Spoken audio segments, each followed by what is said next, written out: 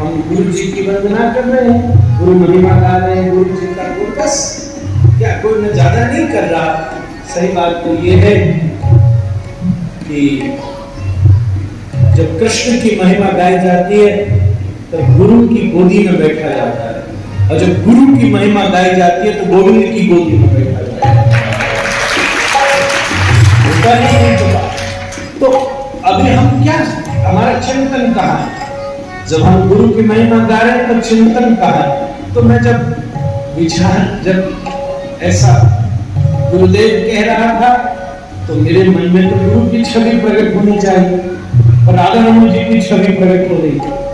तो मन ने एक समाधान किया कि भैया ठाकुर जी का नाम लेकर और मन में गुरु की छवि प्रकट हो, और गुरु जी का नाम लेकर मन में ठाकुर जी की छवि प्रकट हो, तो समझ लेना कि काम तुम्हारा ऊंचा चल रहा है। बात बड़ी बनी है, ये लेवल दूसरा हो गया है।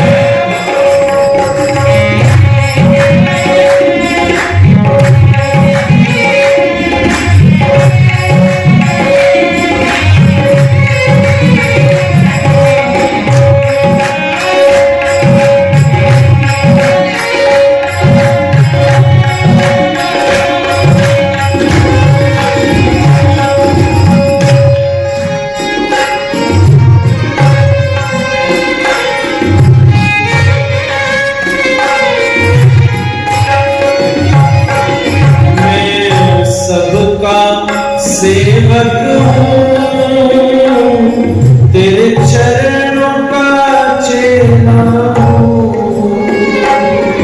मैं सबका सेवक हूँ, तेरे चरणों का चेला हूँ। नहीं नाथ भूलना मुझे, इस जग में अकेला हूँ। नहीं नाथ भूलना मुझे, इस जग में अकेला हूँ। तेरे अंदर का भिखारी हूँ, मेरे दोष मिटा देना।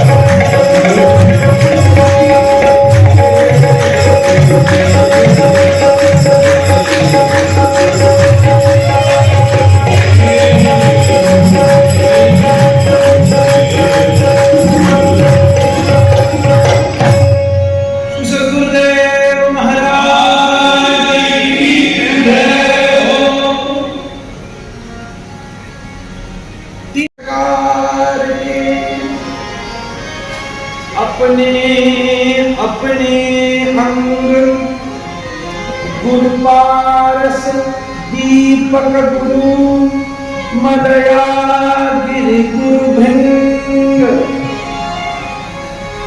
चरणदास समर्थ गुरु सर्व अंग तिमाही।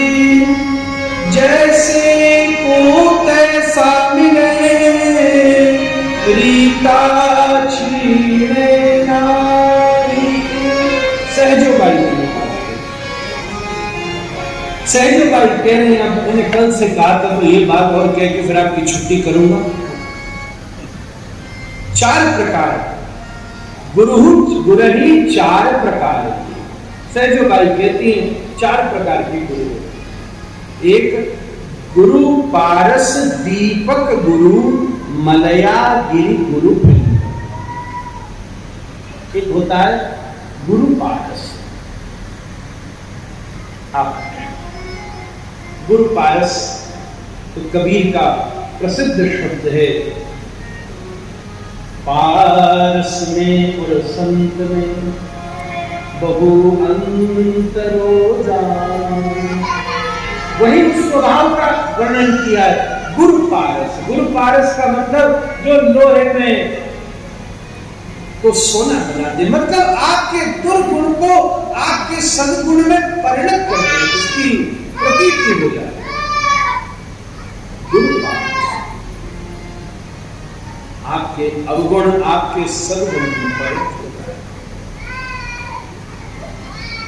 सही बात तो ये है कि आपकी चमक, आपकी सुदृढ़ता, आपकी दिव्यता उसमें प्रकट हो।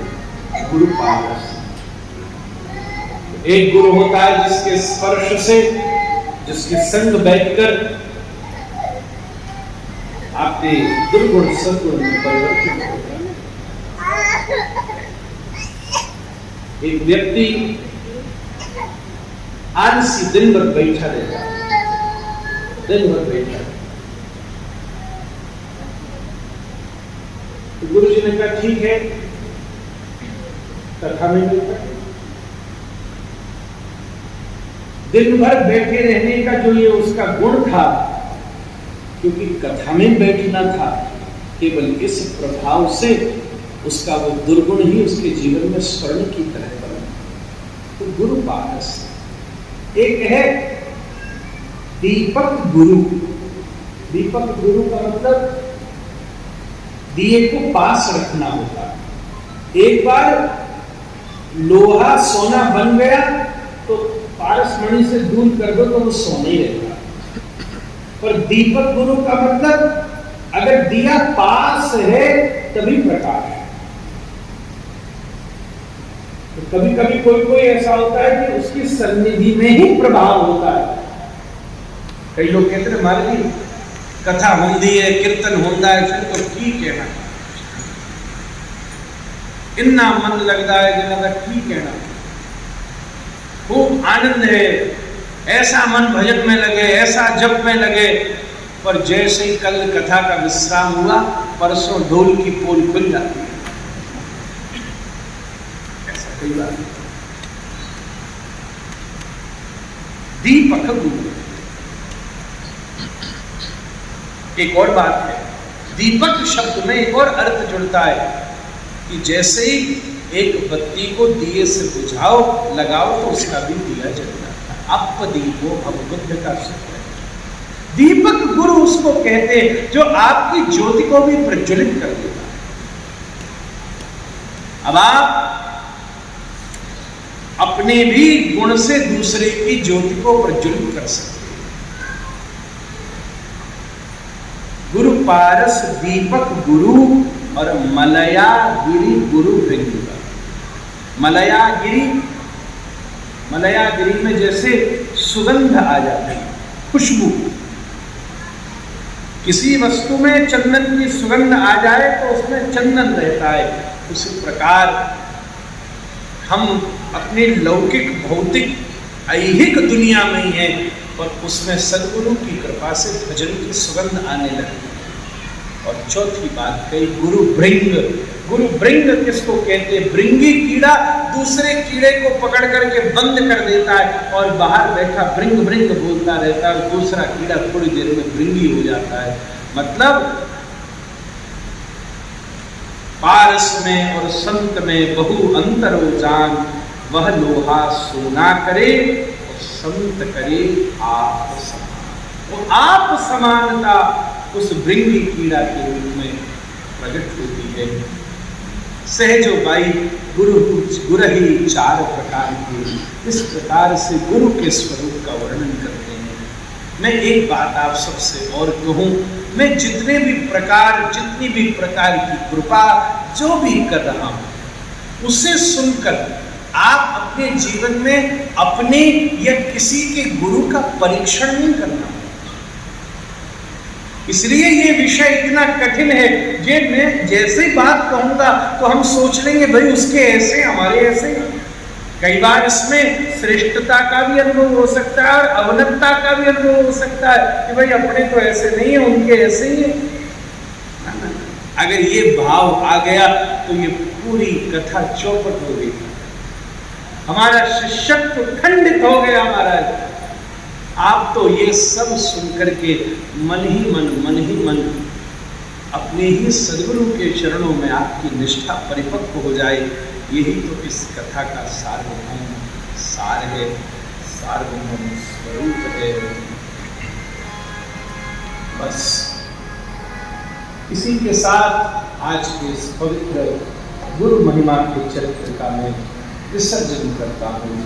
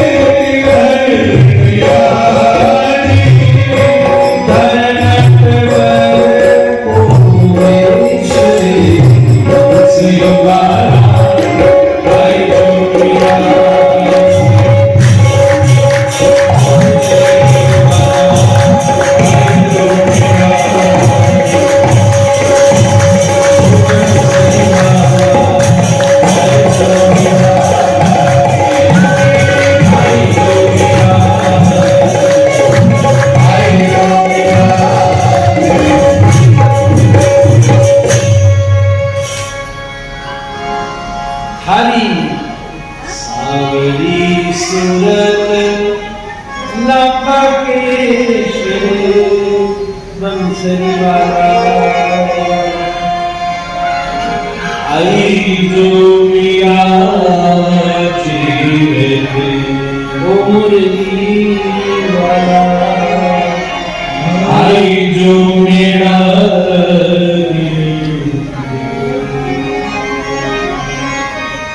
आइए 2 मिनट हरि नाम सुन। पहली बात, अब जो मैं निवेदन कर रहा हूँ मुझे गाते गाते स्मरण आया, वो पहले पढ़ा था। ये स्वामी विवेकानंद के शब्द हैं, क्योंकि उन्होंने गुरु कृपा को अंदर से महसूस किया। श्री रामकृष्ण परमहंस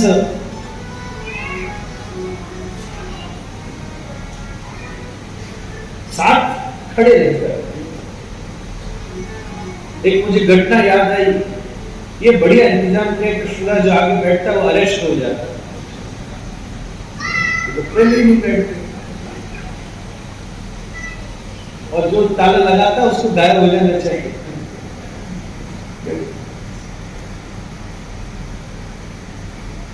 तो मैंने एक घटना पढ़ी जो मैं प्रवचन के लिए चर्चा करता था। जब स्वामी जी ने अमेरिका में प्रवचन दिया, तो उसके कुछ समय के बाद एक चित्रकार ने उस सभा की फोटो तो नहीं खींचती थी, एक पेंटिंग बनाई कि मंच के ऊपर ये लोग बैठे, सामने इतनी इतनी भीड़ बैठी, ये सब बैठे, और स्वामी जी एक डाइस पर खड़े हुए बोल रहे। ऐसी एक बिल्कुल फोटो खींची हो, ऐसी पेंटिंग। तो स्वामी जी ने देखा ये बैठे, एक जगह देखकर कुछ देखा, ये कैसे हो सकता? बोले बिल्कुल ऐसा ही था, मैंने देखा था। तो स्वामी जी की आंखों से आंसू बह गए। चित्रकार ने पूछा, क्यों रो रहे हो? स्वामी जी ने कहा, आज तेने मेरा अभिमान तोड़ दिया और भरोसा दृढ़ कर दिया। बोले मुझे लगता था कि प्रवचन मैं कर रहा था, पर तेरी फोटो ने मेरी आंखें खोल दी। बोले ऐसा क्या है मेरी फोटो में? बोले मेरी फोटो में इतना सही है कि मेरे पीछे स्वयं रामकृष्ण परमहंस खड़े हैं। स्वामी जी की जो फोटो बनी थी, उसके ठीक पीछे एक छाया थी जिसमें रामकृष्ण परमहंस। जैसे तुम ठीक कहते हो, एक गला तो मेरा है पर गवैया कोई और है। तो स्वामी जी ने 3 गुण कहे गुरु के विषय में। मैं वैसे सहजोबाई पर आज बोलने वाला था, पर दादू जी की जो इच्छा सो बोला। सहजोबाई ने 4 प्रकार की गुरु कहे। कल हमने वो कही थी बात, पर स्वामी जी आज मन में आ गए तो आ गए। क्यों उनको थोड़ी ना कहूंगा कि नहीं सहजोबाई बैठी, आपको जगह नहीं। दाई जी तो कल ही आ गई थी, आज स्वामी जी का भी स्वागत करो। स्वामी जी ने पहला गुण कहा कि गुरु में गुरु तत्वदर्शी। पहली बात अपने अनुभव से, आज बात जैसी तत्वदर्शी का मतलब ऊपर ऊपर में नहीं उलझाए, बिल्कुल मूल नीचे लेकर। भाई मूल बात क्या है ये बताओ, मूल अभ्यास में लाए, ऊपर ऊपर की तरावट में नहीं फंसे। तो रामकृष्ण परमहंस एक दृष्टांत देते।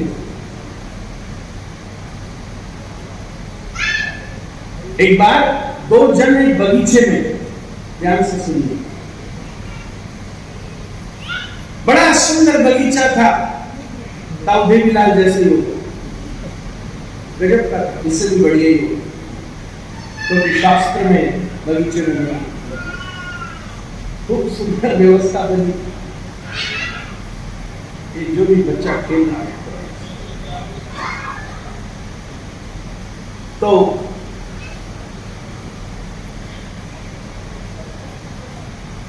वो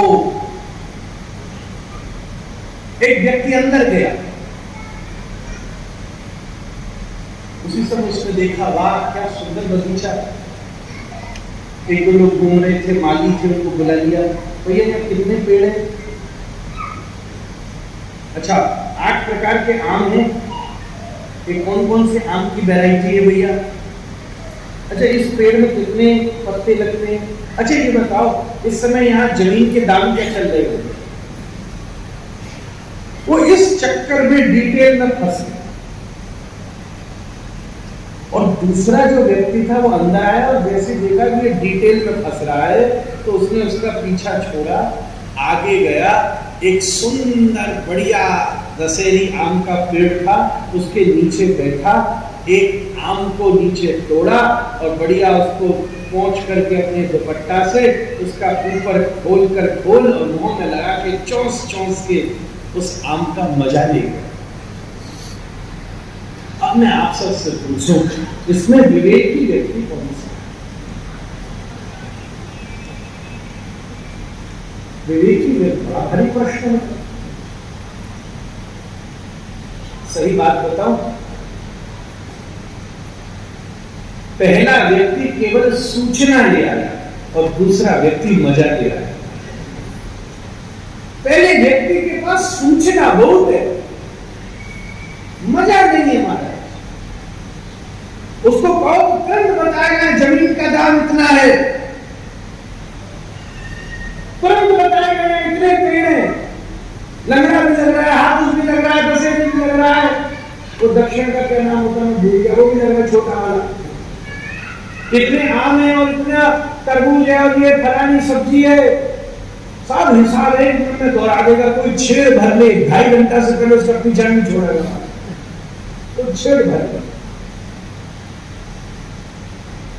ऐसी एक व्यक्ति है, सूचना उसके पास बहुत है। एक छोटा सा शब्द ये यहां लिख रहा है, ये यहां लिख रहा है, इस 3 शब्द के ऊपर कुछ नहीं तो पूरे 4 पुस्तकें लिख डाली महाराज। इस शब्द की उत्पत्ति यहां से होती है, इसका व्याकरण ये है, ये यूं घुमाया जाता है, ये कालिदास ने ऐसे लिखा, भवभूति ने ऐसे लिखा है और बाणभट्ट ने ऐसे लिखा है और इसमें इस प्रकार का धातु का प्रयोग है और इसमें ये है और इसमें जो है, पूरी उसके पास सूचना है। इस श्लोक का अनुष्टुप छंद ऐसा है और भाई ये फलानी जगह है और इसमें वेद में इतनी श्रुतियां हैं और इतने प्रकार के पुराण होते हैं और सारी जानकारी उसके पास है। पर किसी सभा में अगर माला नहीं पहनाई तो माथो खराब हो, जरा किसी ने पूछा नहीं तो दिमाग खराब हो। बहुत सारे लोग हैं, ये पद इसका, वो पद इसका, ये पद उसका, खूब जचा जचा के गाने, पर उसका स्वाद नहीं ले रहे।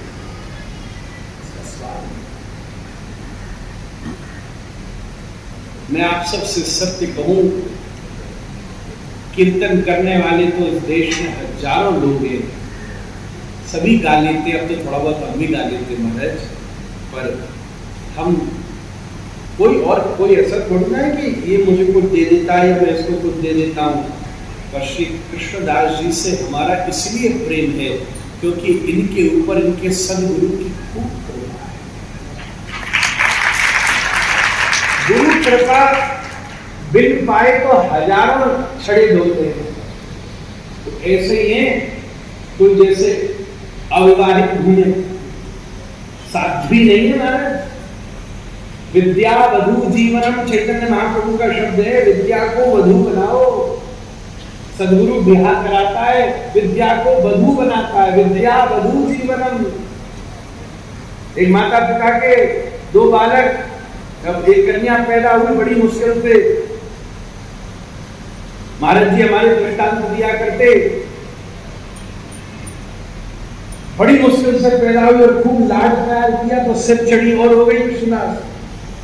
जब आवे बड़े परेशान हो कि इसने कुछ उल्टा काम कर दिया तो सारा खानदान बर्बाद हो जाएगा। बड़ी मुश्किल से उसकी सारी उद्दंडता और चंचलता के स्वभाव को छुपाकर एक सुंदर वर से उसका ब्याह कर दिया। 4 दिन बाद ही दामाद जी घर आ गए। अब माता पिता ने सोचा, बोले लगे यार बेड़ा गर्क कर दिया, ये दामाद लड़ने आया है, तो दरबान से कह दिया, कह दो भैया ब्याह करके गंगा नहाने गए। 10 दिन बाद फिर दामाद आया, बोले कह दो वहीं से बद्रीनाथ चले गए। फिर 1 महीना बाद आया, बोले अभी तो वहीं से यमुनोत्री तक पहुंचे। बोले क्या स्वर्गारोहण करना है क्या, वापस सब लौटेंगे। 6 महीना निकाल दिए, मिले नहीं माता पिता। एक दिन बाजार में घूम रहे थे, सब्जी खरीद रहे, सामने से दामाद आके टकरा गया। उसने भी देखा, भगे, दामाद ने पकड़े। 6 महीना हो गया, टालते जा रहे, यहाँ गए मिलते नहीं हो। अरे बस अभी लौटे, आपको खबर भिजवानी थी, बताइए दामाद जी क्या करें। बोले एक चीज बताओ, जिंदगी बर्बाद करने को नहीं मिला था क्या? बोला ससुर को बिल्कुल सास ने थोड़ी हिम्मत, क्या बात करते दामाद जी, जिंदगी बर्बाद, अपना जिगर का टुकड़ा दे दिया, अपनी कन्या दे दी, सब कुछ दे दिया, और कभी जिंदगी बर्बाद करी?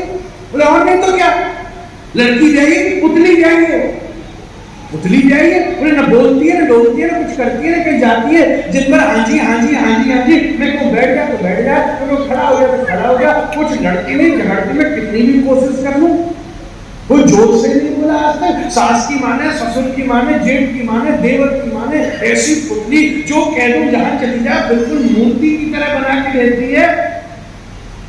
सास ससुर मैया बाप के तो जमीन के नीचे से धरती सरक गई। ये हमारे घर का तूफान ससुराल जाती शांत कैसे हो गया? पूरा शहर इसने उठा रखा था, वो ऐसी हो गई। हमारे गुरु महाराज, पिताजी महाराज ये दृष्टांत देकर चैतन्य महाप्रभु के शब्द को पूरा करते, विद्या वधु जीवन। बोले ऐसे ही ये जो हमारी विद्या है, ये जो हमारी अकल है, ये जो हमारी समझ है, ये जो हमारी चतुराई है, ये जो हमारा अनुभव है, ये सब जगह चंचला कन्या की तरह घूमती है हमारी बुद्धि। इसको झुका दिया, इसको बढ़ा दिया, इसको दिखा दिया, उससे समझ लिया, बड़ी चंचला है, हम बहुत जानकार हो गए। पर एक काम करो, एक दिन सदगुरु के चरणों में बैठ करके एक बड़ा सुंदर लड़का है, उससे अपनी मति का, अपनी बुद्धि का ब्याह करा दो। हम बता रहे एक लड़का बड़ी जोरदारी कहा भैया, और सुनो लड़का भी कृष्णदास एनआरआई है। आजकल अखबार में ऐड देते हैं ना, एनआरआई को प्राथमिकता दी जाएगी। एनआरआई है, बोले कहाँ रहता है? बोले साक्षात गोलोक वृंदावन में रहता है।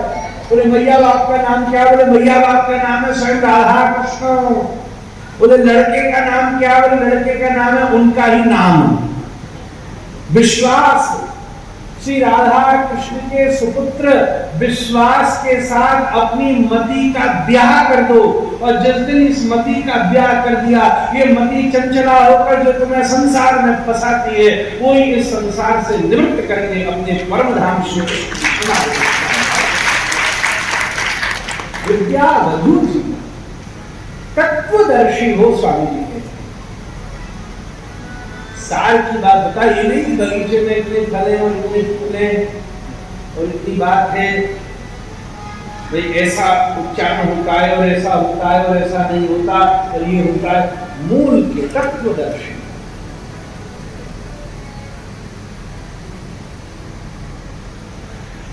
दूसरी बात स्वामी जी ने कही, दूसरा गुण क्या है? तो दूसरा गुण है जो ये लोग कहते हैं ना कि जो कह रहे हैं यही देखो भाई, क्या कर रहे हैं उस पर ध्यान नहीं दो, ये बात ठीक नहीं, ये बात ठीक नहीं, बिल्कुल ठीक नहीं।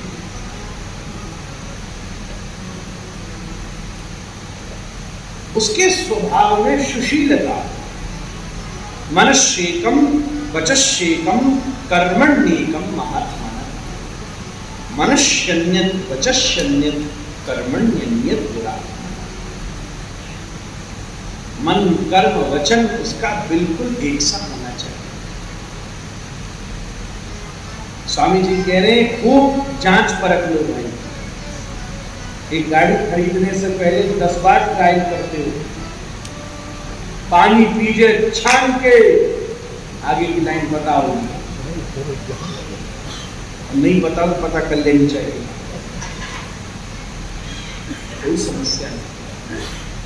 खूब सोच विचार करके, परख करके, समझ करके, विचार करके, अनुभव करके, फिर उसके बाद उसकी शरणागति स्वीकार करनी चाहिए। पहली बात तत्वदर्शी, दूसरी बात उसके पास आचरण की प्रधानता। तुमको डॉक्टर को पहचानना हो तभी तो पहचानोगे, तुम जानते नहीं हो। एक व्यक्ति के हड्डी में दर्द हो रहा था, घुटना में, पीठ में, कृष्णदास, अब किस डॉक्टर के पास जाए? पता तो होना चाहिए कि हड्डी का डॉक्टर आर्थोपेडिक होता है। क्या करे? एक जगह गया तो वहां लिख रहा था डॉक्टर के आगे दांतों का डॉक्टर। तो इसने सोचा दांत भी तो हड्डी होती है, और घुटना लेकर के पहुंच गया दांत के डॉक्टर के पास। तो डॉक्टर जो औजार दांतों पर चलाता था वो घुटना पे चला दिया। तो घुटना जो थी वो घटना हो गई। अभी तक तो घुटना था, अब हो गई घटना। यही होगा।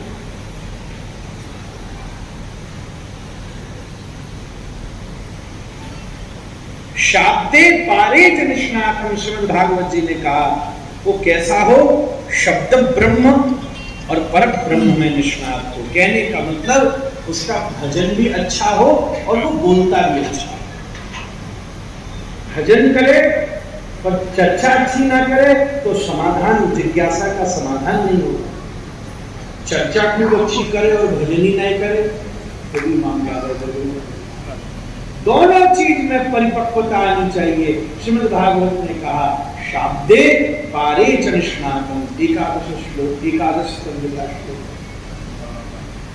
पहली बात तत्वदर्शी, मूल की बात बताए, डिटेल की बात नहीं बताए।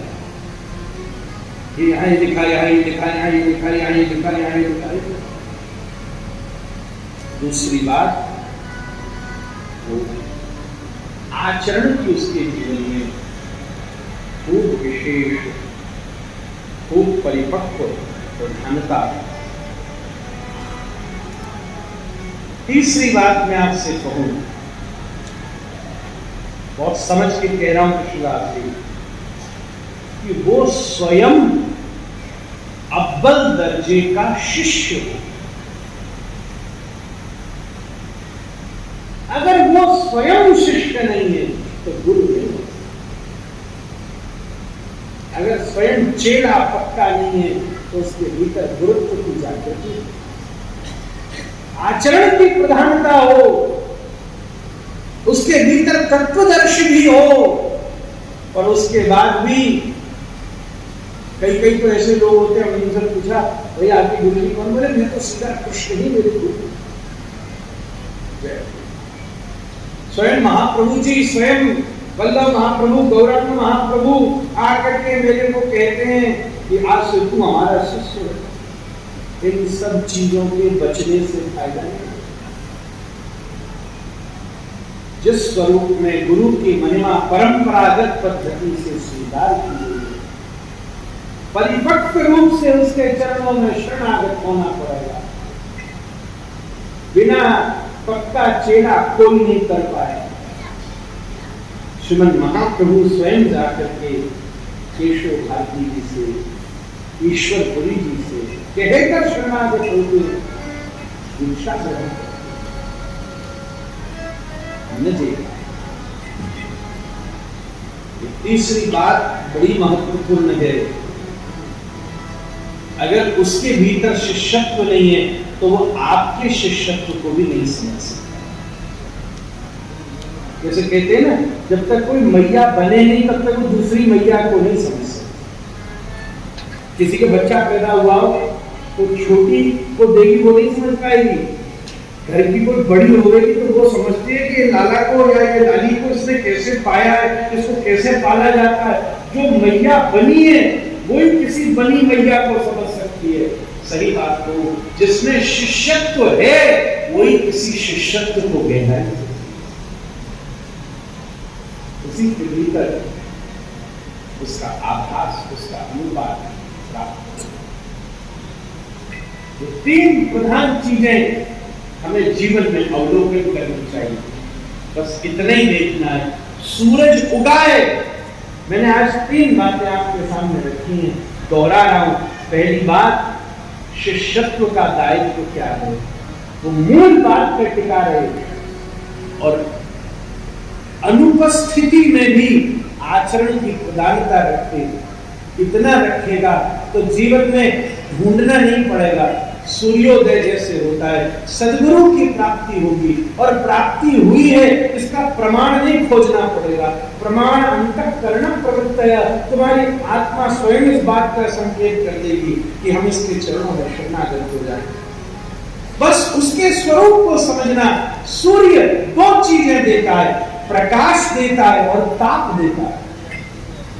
प्रकाश और ताप नहीं हो तो सूर्य का प्रमाण नहीं होगा, प्रकाश और ताप है तो सूर्य का प्रमाण हो जाएगा।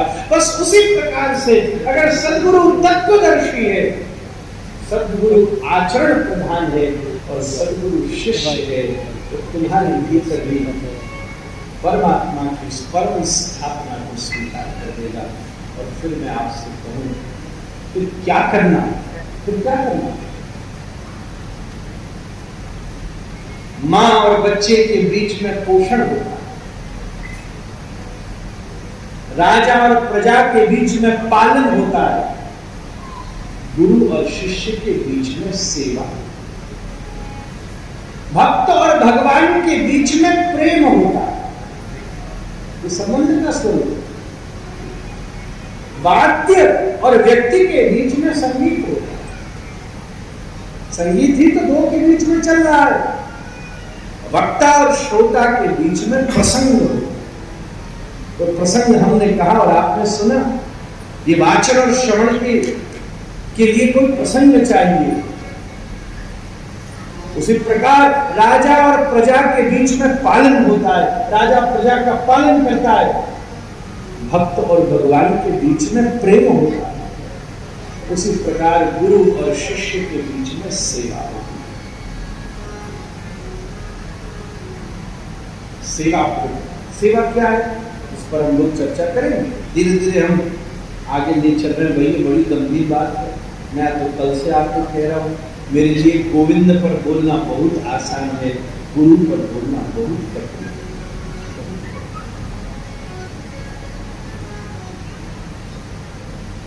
इसलिए गोस्वामी जी ने लिखा, सेवा धर्म कठोर। सेवा का धर्म बड़ा कठोर है। श्रीमन महाप्रभु गंभीरा में विराजमान थे। एक वैष्णव चैतन्य महाप्रभु के चरण दबाए। एक तरफ का चरण दबाते दबाते महाप्रभु जी सो गए, अब दूसरा चरण दबाना था। तो सोचे मैं क्या करूं, जगह नहीं थी, तो चैतन्य महाप्रभु को लांघ करके दूसरी तरफ गया और दूसरा चरण दबाने लगा। दबाते दबाते दबाते दबाते सवेरा हो गया। महाप्रभु जी की नींद खुली। कहा, भैया तू अभी तक दबाए जा रहा है? जगन्नाथ जी का प्रसाद पड़ा हुआ, जाके तूने खाया क्यों नहीं? तो हाथ जोड़ के बोला, जाता कैसे, रास्ता ही नहीं था। महाप्रभु जी ने कहा, अरे वैसे ही जाता जैसे आया था। मुझे लांग कर आया था तो मुझे लांग कर चला जाता और भोजन कर लेता।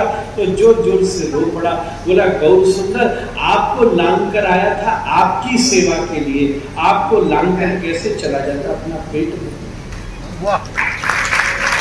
अपनी उदर पुष्टि के लिए मैं इस अपराध को कैसे करता? इतना विवेक चाहिए। सेवा करने के लिए केवल भावना नहीं चाहिए, सेवा करने के लिए विवेक भी चाहिए। कई जगह जाओ, गुरुजी खाना ही पड़ेगा आपको, कुछ भी हो जाए, हमने इतनी देर से बनाया, आप खाएंगे नहीं, कमाल हो गए। अरे नहीं नहीं नहीं, अब बताओ, कई चेलान ने खवा खवाए के गुरुजी मार डाले। कितने पैसे माने नहीं, खवाए खवाए। भावना के साथ विवेक चाहिए कि मैंने बनाया घंटों में, बस आप नजर डालिए, मेरी औकात आपके सामने रखने की है। उसके ऊपर मेरी सामर्थ्य नहीं है। आप हनुमान जी ने मैनाक के ऊपर केवल हाथ रखा और आगे बढ़ गए। केवल स्पर्श, आपकी रुचि है, आप आगे पाओ सो पाओ, देखो सो देखो, बांटो सो बांटो। अपने मन की चलाना सेवा नहीं होता, उनके मन की चलाना सेवा होता। हम अपने मन से ठाकुर जी की सेवा नहीं करते, ठाकुर जी के मन से उनकी सेवा करने का प्रयास करें। ये तीन विषय गुरु के स्वरूप के वास्तविक रूप में परिणत होते हैं, तभी बात पूरी होती है। आप अपने शिष्यत्व को संभाल कर रखिए, और अगर आपका शिष्यत्व संभला हुआ है तो आपके ऊपर सद्गुरु प्राप्त होगा। ये तीन चीज विचार करके और पूर्ण रूप से उसके चरणों में शरणागत हो जाइए। किसी न किसी रूप में, दृष्टि से, स्पर्श से, स्मरण से और शब्द से, चार प्रकार से गुरु जी कृपा करते हैं। इस विषय पर मैं कल विस्तार से बात करूंगा। कृष्णा जी, चार प्रकार से गुरु जी की कृपा होती है। एक होती है शब्द से, एक होती है स्पर्श से, एक होती है दृष्टि से, और एक होती है स्मरण से।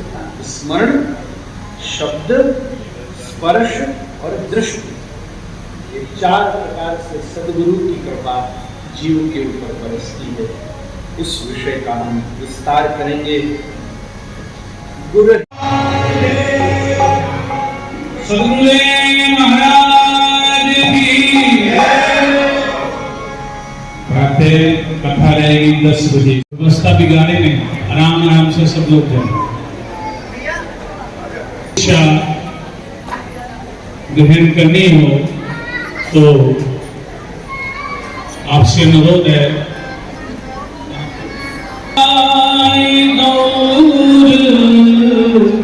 राधे श्याम जप